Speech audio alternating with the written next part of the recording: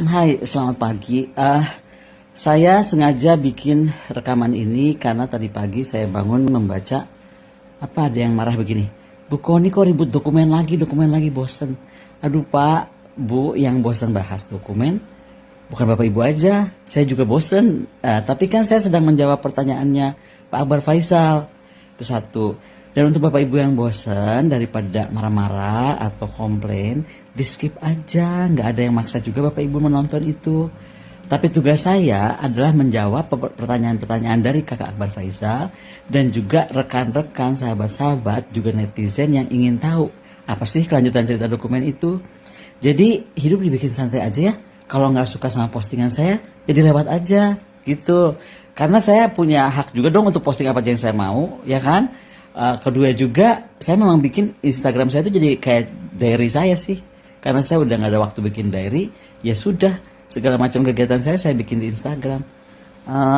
Saya kira apa lagi ya? Itu deh. Jadi kalau yang udah pada bosan urusan dokumen, sama saya juga bosan, ya kan? Yang kedua, kita konsentrasi aja kalau betul-betul untuk negara ya. Itu ya, mega koruptor. Oh my god. Kayaknya semua departemen, kementerian, lembaga kok jadinya sekarang pada bermega-mega koruptor begitu ya. Dan kok yang kena cuman level-level ya direktur ke bawah.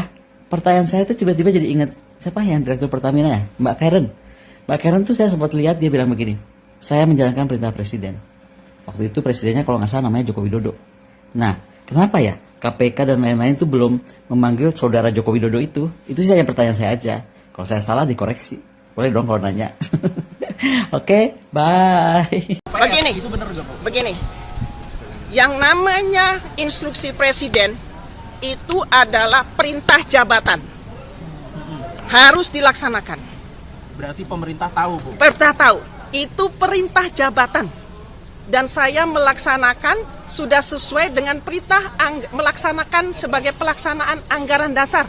Karena due diligence, ada 3 konsultan yang terlibat, FGI, Wood Mackenzie, dan Woodmac.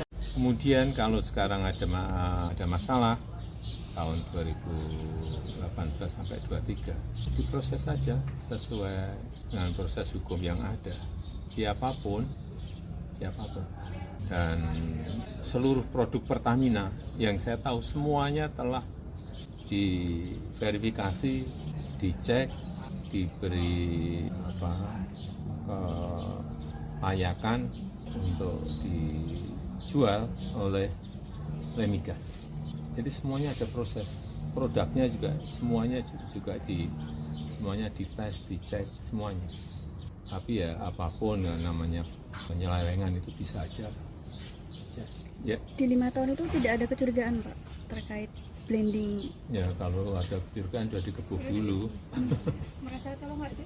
Colongan nggak sih Pak dengan ini? Ya sekali lagi ini manajemen besar. Saya kira manajemen kontrol oleh komisaris, manajemen kontrol oleh direksi harus detail.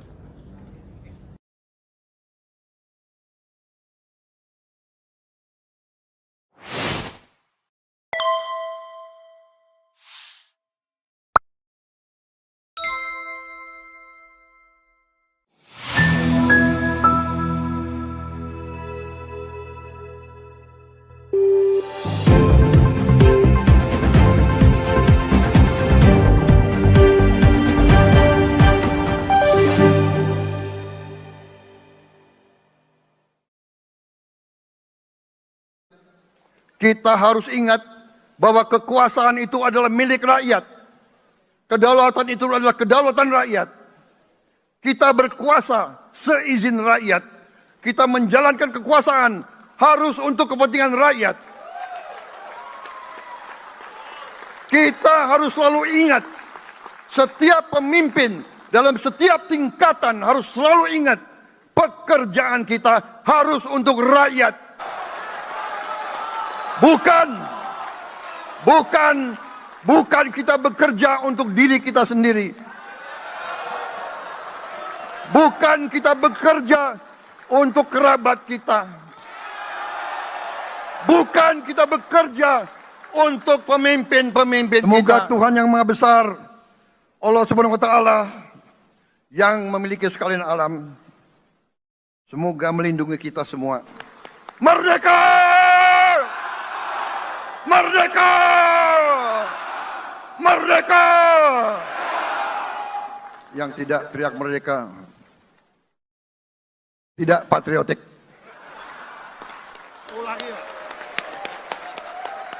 Sebagai pemimpin politik, jangan kita terlalu senang melihat angka-angka statistik yang membuat kita terlalu cepat gembira, terlalu cepat puas, padahal kita belum melihat gambaran sepenuhnya. Kita merasa bangga bahwa kita diterima di kalangan G20. Kita merasa bangga bahwa kita disebut ekonomi ke-16 terbesar di dunia. Tapi, apakah kita sungguh-sungguh faham? Apa kita sungguh-sungguh melihat gambaran yang utuh dari keadaan kita? Apakah kita sadar bahwa kemiskinan di Indonesia masih terlalu besar? Apakah kita sadar bahwa rakyat kita dan anak-anak kita banyak yang kurang gizi? Banyak rakyat kita yang tidak dapat pekerjaan yang baik.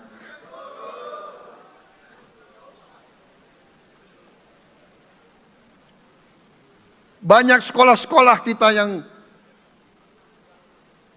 tidak terurus. Saudara-saudara sekalian,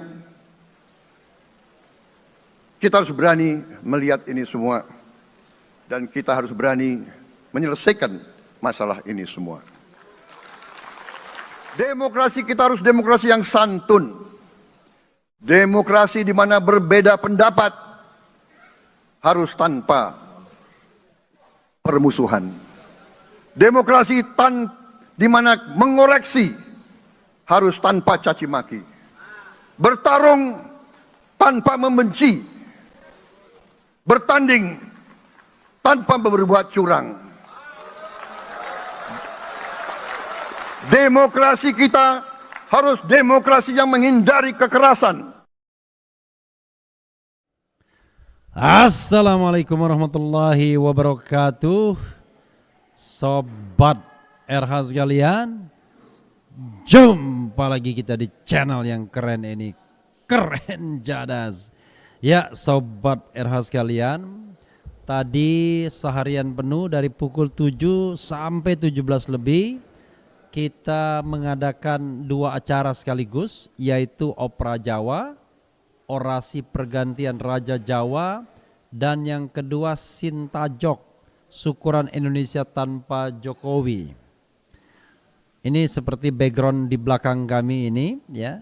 Dan tidak sempat memantau apa yang terjadi di gedung MPR DPR, tetapi ini ada satu hal yang menarik disampaikan oleh Prabowo, sebagaimana tadi ada video pendeknya, video potongannya, yaitu kekuasaan itu untuk rakyat. Dan ada juga bagian lain yang dia mengatakan bahwa ikan itu busuk dari kepalanya. Itu hal yang biasa saja sesungguhnya. Tetapi itu dikatakan oleh kepala negara atau kepala pemerintahan baru, dan dia adalah primus inter pares, orang nomor 1. Jadi kalau dia bilang tentang kepala ikan, maka dialah kepala ikan yang paling atas, yang paling besar, yang paling punya potensi untuk busuk terdahulu atau busuk dahulu. Dan sobat era sekalian, kita tidak paham ya, apakah ini sekedar lip service, apakah sesuatu yang memang menjadi komitmen Prabowo Subianto. Tapi baiknya kita bacakan dulu beritanya, menarik untuk dibacakan, sebagaimana dilansir oleh Sindo News ya. Sindonews.com, Presiden Prabowo ucap pepatah saat pidato perdana, ikan busuk dari kepala. Coba kita bacakan. Jakarta, Presiden Prabowo Subianto menyinggung pepatah yang menyebutkan ikan busuk mulai dari kepala. Itu diungkapkan saat dia menyampaikan pidato perdana usai pelantikan Presiden dan Wakil Presiden 2024-2029. Ada pepatah yang mengatakan kalau ikan menjadi busuk, busuknya mulai dari kepala, kata Prabowo di Gedung Nusantara, Kompleks Parlemen Senayan. Untuk itu semua pejabat hingga kepala di setiap kelembagaan harus memberi contoh baik saat menjalankan kepemimpinan. Salah satunya dengan menjadi pemimpin yang bersih dari korupsi. Semua pejabat dari semua eselon dan semua tingkatan harus memberi contoh untuk menjalankan kepemimpinan pemerintahan yang sebersih-bersihnya. Mulai dengan contoh dari atas dan setelah itu penegakan hukum yang tegas dan keras, ujarnya. Dengan begitu dia yakin pemerintah mampu menghilangkan kemiskinan. Saudara-saudara sekalian, semua kita percaya dan kita yakin kita akan punya kekuatan untuk menghilangkan kemiskinan dari bumi Indonesia. Ini sasaran berat, bahkan banyak yang mengatakan bahwa ini sesuatu yang tidak mungkin ungkapnya. Saudara-saudara, pemimpin berani, pemimpin yang baik akan terpanggil untuk menghadapi tidak mungkin dan mencari jalan agar yang tidak mungkin kita atasi. Bangsa yang berani adalah bangsa yang bisa bikin tidak mungkin menjadi mungkin, sambungnya. Ya, saudara sekalian, sekali lagi ya, Prabowo cerita dan berkata tentang korupsi ya. Saya bisa bikin pantun ini. Setiap saat Prabowo bicara, ini yang dia katakan, berantas korupsi. Jadi hari Minggu kita ke vihara. Di tengah jalan tidak ketemu taksi. Mr. Prabowo selalu bicara, mari kita berantas korupsi. Jadi saudara sekalian, saya terus terang senang ya dengan presiden yang bicara berantas korupsi dan jangan memanfaatkan kekuasaan, bahwa kekuasaan itu untuk rakyat dan kalau busuk dari kepalanya. Tapi mudah-mudahan Prabowo juga menyadari bahwa itu untuk dirinya juga, berlaku untuk dirinya juga, berlaku untuk keluarganya juga.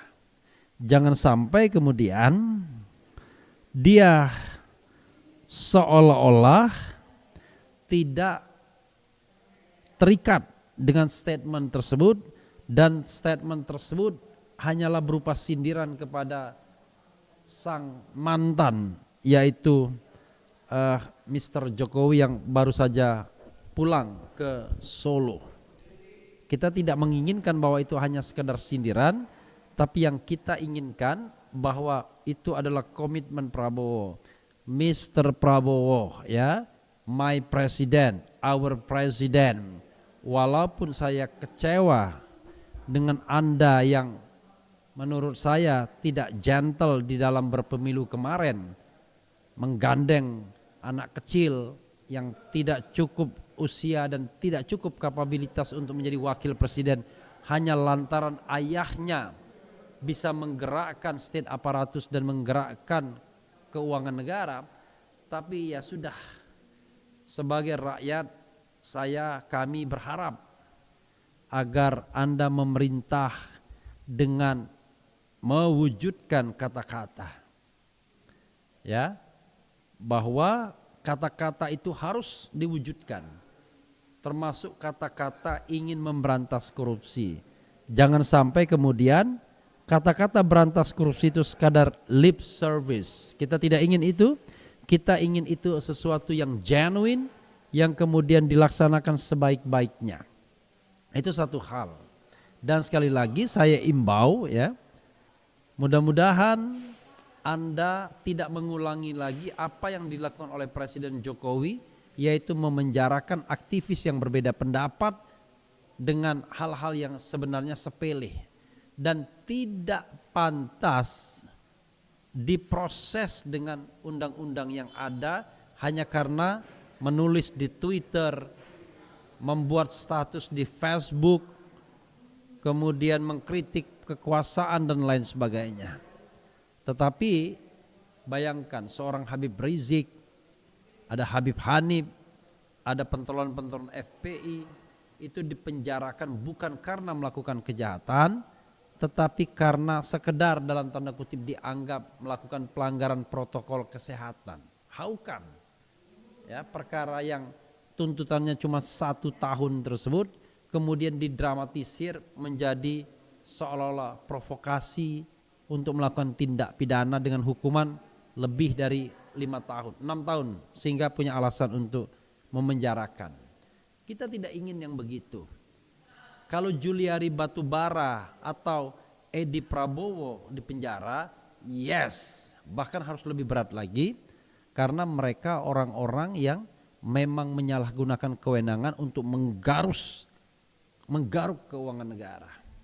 Tetapi orang-orang yang punya komitmen memberantas korupsi, bersuara nyaring terhadap pemberantasan korupsi, bersuara nyaring terhadap demokrasi, tidak pantas untuk dihukum.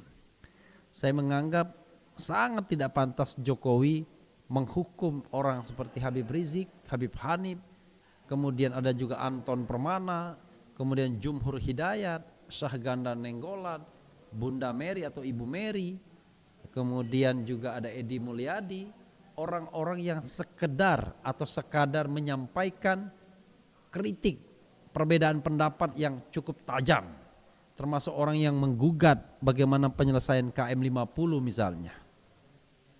Justru seorang Habib Bahar misalnya dipenjarakan hanya karena menyinggung soal KM50. Jadi sekali lagi sobat RH sekalian, ya, kita berharap kepada Prabowo Subianto menjadi presiden yang genuine, presiden yang tidak memenjarakan. Jadi kalau Anda kemudian berharap, saya juga berharap. Tetapi apakah kemudian harapan itu akan terrealisasi, kita akan lihat. Kita akan kasih waktu kepada Prabowo Subianto untuk mewujudkan janjinya memberantas korupsi di dalam sebuah direction pemerintahan, apakah on the right track, apakah wrong track. On the right track itu adalah ketika dia berusaha memperkuat KPK, misalnya dengan cara menghilangkan undang-undang perubahan KPK yang memperlemah posisi KPK. Selebihnya banyak hal, banyak instrumen, banyak kebijakan yang bisa kita nilai apakah Prabowo sebenarnya memang berbeda ataukah dia hanya kelanjutan saja dari rezim sebelumnya, ya, yang sudah kita tinggalkan dengan rasa syukur karena rakyat Indonesia lepas dari belenggu penjajahan rezim Mulyono ini. Hal lain juga yang saya harus garis bawahi adalah selain soal berantas korupsi, berhentilah ya menggunakan nama presiden untuk tim-tim relawan.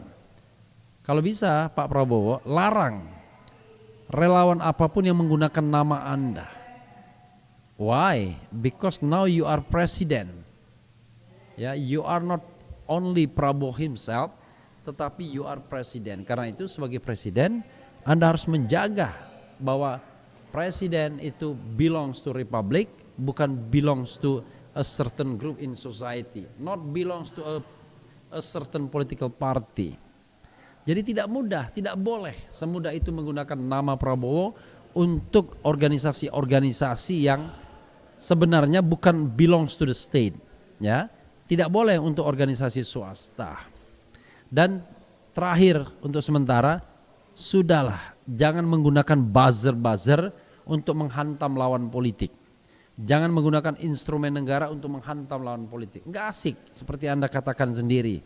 Ketika instrumen intelijen misalnya digunakan untuk lawan politik, bukan untuk menjaga negara dari gangguan, terutama gangguan musuh-musuh negara yang memang real, terutama musuh negara dari luar. Kita berharap walaupun ini adalah hal yang klasik, setiap ada pemimpin baru selalu harapan itu membuncah. Dan kemudian kita akan realistis sendiri bahwa harapan itu memang harus di-courting, harus direndahkan nilainya, tidak bisa membuat harapan yang sangat over optimistik, super optimistik misalnya. Apalagi dengan mengklaim bahwa saya tahu betul Prabowo Subianto, saya sudah kenal 20 tahun, dia adalah seorang nasionalis, dia seorang yang berjiwa tegas, dia orang yang selesai dengan dirinya. Itu semua baru klaim sepihak orang yang ingin berada di seputar kekuasaan Jokowi, Prabowo maksud saya, dan menikmati gulanya. Jadi saudara sekalian, mudah-mudahan ya sindiran Prabowo tersebut dia ingat tidak hanya untuk pemimpin-pemimpin di daerah, pemimpin-pemimpin di bawahnya walaupun tingkat pusat, tapi berlaku untuk dirinya sendiri. Ingat, kedaulatan berada di tangan rakyat dan Prabowo bukanlah pemegang kedaulatan, tetapi dia adalah kepala negara dan kepala pemerintahan yang tetap tunduk dengan prinsip kedaulatan rakyat. Karena kedaulatan tidak berada di tangan raja, presiden, atau orang kuat, tetapi kedaulatan berada di tangan kita semua yang dilaksanakan menurut Undang-Undang Dasar. Sistem undang-undang yang menjadi batas boundary dari kekuasaan kepresidenan atau kekuasaan kepala negara. Itu saja sobat sekalian, mudah-mudahan ini bermanfaat ya, sebagai pengingat bahwa kita memiliki presiden baru, tetapi kita banyak PR dan kemudian kita juga harus melihat dengan mata yang terbuka bahwa kita banyak hal yang harus kita perjuangkan. Ya, Prabowo sebagai presiden kita ucapkan selamat, tetapi perjuangan untuk menjadikan Indonesia lebih bersih itu menurut saya tidak lebih mudah, bisa jadi bahkan lebih sulit. Seperti kata Abdullah Hamahwa, 90% terindikasi korupsi menteri-menteri atau wakil menteri yang dipanggil oleh Jokowi. Mudah-mudahan tidak. Itu saja. Wassalamualaikum warahmatullahi wabarakatuh. Keren cadas.